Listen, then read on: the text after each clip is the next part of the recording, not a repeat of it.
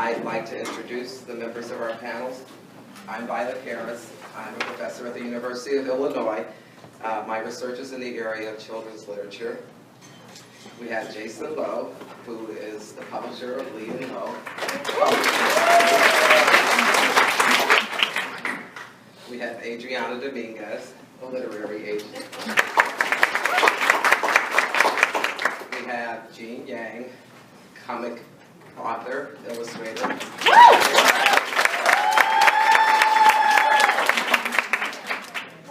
And we have KT Horney from the Children's Cooperative Children's. Well, one of the challenges we face when breaking down the walls that these myths stand behind, one of them is, I think, a feeling of powerlessness. What can we do? Especially librarians, what can we do?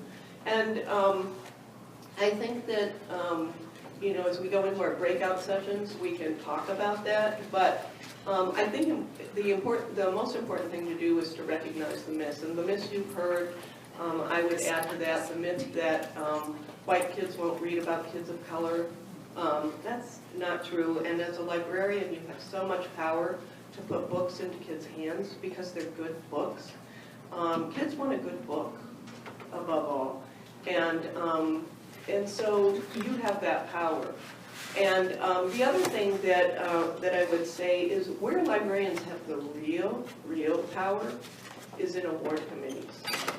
And awards make a huge difference to sales, as you probably know, especially the Newbery and the Caldecott medals. I've heard that they are the only awards that really, really make a difference in sales. But here's what I recommend.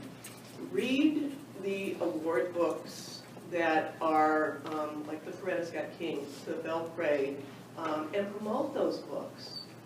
And know those books and know those authors so that when kids ask for recommendations, you have those books in your toolkit and can make those recommendations.